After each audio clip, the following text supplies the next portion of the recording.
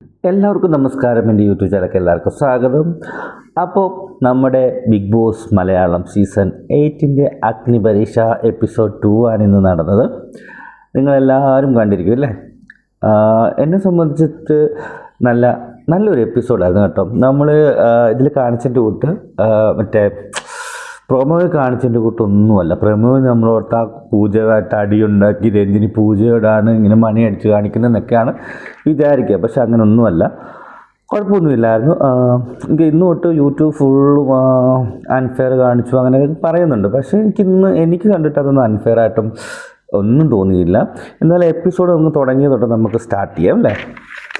കാരണം ഇന്ന് 20 പേര് ആദ്യം തന്നെ താക്കോൽ എടുക്കാഞ്ഞിട്ട് 20 ഔട്ടായവരായിരുന്നു ഇന്ന് സ്റ്റേജിലേക്ക് വിളിച്ചത്. അവർക്ക് അവരുടെ ടാസ്ക്കായിരുന്നു. അപ്പം റിയാസും രഞ്ജിനിയും അഹിൽമാരാരും അവർ ഓരോ ടീമിനെ തിരഞ്ഞെടുത്തിട്ടുണ്ട്. റാൻഡമലി ഇന്നലത്തെ കൂട്ട് തന്നെ സെയിം തന്നെ തിരഞ്ഞെടുത്തിട്ടുണ്ടായിരുന്നു. ഫസ്റ്റ് തന്നെ അഭിപ്രായം ചോദിച്ച സമയത്ത് നമ്മുടെ പൂജ കുറച്ച് ഓവർ റിയാക്ഷനൊക്കെ പറയുന്നുണ്ടായിരുന്നു. മറ്റേ പഴയ പൂജ കരഞ്ഞത് കൊണ്ട് മാത്രമാണ് ഓപ്പർച്യൂണിറ്റി കിട്ടിയെന്നൊക്കെ പറയുന്നുണ്ടായിരുന്നു. പക്ഷെ അതിലൊക്കെ സംസാരിച്ചു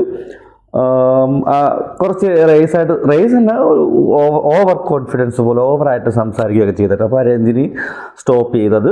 അതിന് വേണ്ടിയിട്ടല്ല രഞ്ജിനി മണി അടിച്ചത്, വേറെ കാര്യത്തിന് വേണ്ടിയിട്ടായിരുന്നു മണി അടിച്ചത്.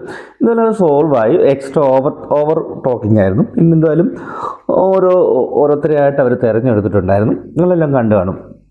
തിരഞ്ഞെടുത്തതിന് ശേഷം ഓരോരുത്തർക്കും ഓരോ ടാസ്ക്കാണ് കൊടുത്തത്. ഫസ്റ്റ് എനിക്കൊന്നു റിയാസിൻ്റെ ടീമായിരുന്നു തോന്നുന്നു. അതിൽ ഫസ്റ്റ് മറ്റേ കുറച്ച് സ്പോഞ്ച് ഇങ്ങനെ വെച്ചിട്ട് ഇങ്ങനെ ബിൽഡിങ് പോലെ മോളി വെക്കണമെന്നായിരുന്നു അത് കാണിച്ചു കൊണ്ടിരുന്നത്.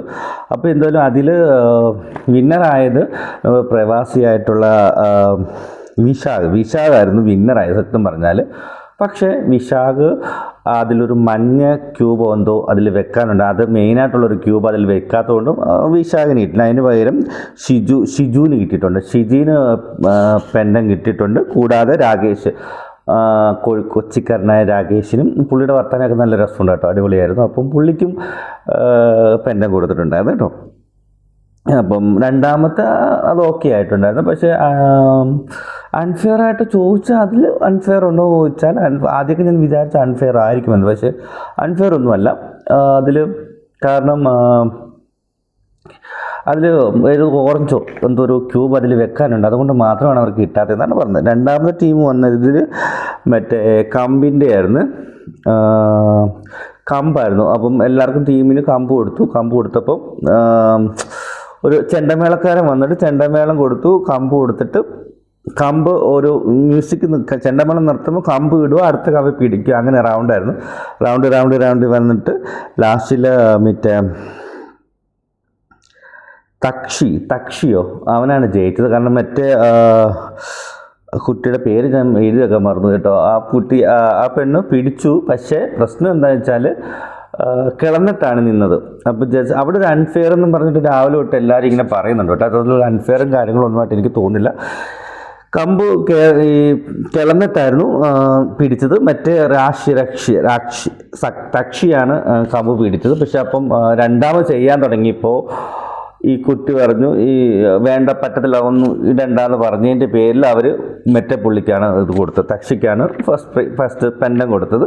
അപ്പം ഇവക്ക് ഔട്ടാക്കിയില്ല. വേറെ രണ്ടുപേരും ആംബുലൻസ് ഓടിക്കുന്ന പുള്ളിയെല്ലാം ഔട്ടായിട്ടുണ്ടായിരുന്നു കേട്ടോ. എന്നാലും മൂന്നാമത്തെ ടീമിൽ വന്നത് അതുപോലെ തന്നെ മറ്റേ കുറച്ച് കളേഴ്സ് പേപ്പർ ഇട്ടിട്ട് അതിൽ നിന്നും ഒരു കൊഴൽ കൊടുത്തിട്ട് ഊതിയിട്ട് അതാത് കളർ കൊണ്ട് ബോളിൽ ഇടുക എന്നുള്ളതായിരുന്നു അവരുടെ ടാസ്ക്. അതിലതുപോലെ മറ്റേതിൽ ജറ്റിയായിരുന്നു. ജറ്റിക്കാണ് മറ്റേ കമ്പ് ഫസ്റ്റ് പ്രൈസ് കിട്ടാതെ പോയത്. രണ്ടാം ലലിറ്റ് ആണ് നമ്മുടെ ഇത് ഊതി. ഞാനോർത്ത് ശ്യാമായിരിക്കും മറ്റേ ഊതിയെടുത്ത് പേപ്പർ ഇടാന്ന് വെച്ചാൽ. പക്ഷേ ലലിറ്റ് ആയിരുന്നു 26 എങ്ങാണ്ട് എടുത്തിട്ടുണ്ടായിരുന്നു, ഫസ്റ്റ് എടുത്തിട്ടുണ്ട്. പിന്നെ ഷാമിനും പെൻഡം കൊടുത്തിട്ടുണ്ടായിരുന്നു. കാരണം ഫുള്ളി സ്ട്രാറ്റജി വർക്ക് ചെയ്യുന്നൊക്കെ പറഞ്ഞിട്ട് അവർ കൊടുക്കുന്നുണ്ടായിരുന്നു. ഇത്രയാണ് സംഭവം, ഇന്ന് നടന്ന സംഭവം.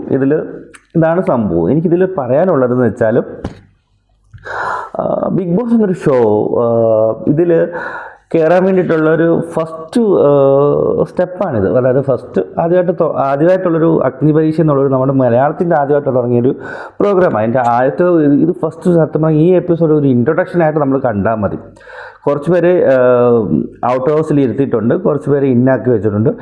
ഇതിൽ നിന്ന് നാളത്തെ പ്രമോയിൽ വന്നിരിക്കുന്നത് എലിമിനേഷനാണ്. അപ്പോൾ ഇത് 4 പേരെ എലിമിനേഷൻ ആക്കുമെന്ന് പറഞ്ഞിട്ടുണ്ട്. അപ്പം ഇപ്പോൾ എലിമിനേഷനാക്കി വിട്ടാൽ മാത്രമേ നമുക്ക് മുന്നോട്ടുള്ള ചിലപ്പോൾ ഒരു 5 പേരോ അല്ലെങ്കിൽ 4 പേരൊക്കെ എടുക്കുമായിരിക്കും എന്ന് എനിക്ക് തോന്നുന്നു. പക്ഷേ ഇന്ന് അൺഫെയർ എന്നൊക്കെ പറഞ്ഞാൽ അൺഫെയർ ആയിട്ട് എനിക്ക് തോന്നിയില്ല. കാര്യമാണ്. എനിക്ക് അവിടെ രഞ്ജിനി ഓവർ എന്നൊക്കെ കാണിക്കുന്നുണ്ട്, പക്ഷേ അല്ല, ഓവറൊന്നുമല്ല, നോർമലായിരുന്നു. എനിക്ക് ഫീൽ ചെയ്യുന്നത് അങ്ങനെ നോർമലായിട്ടാണ്.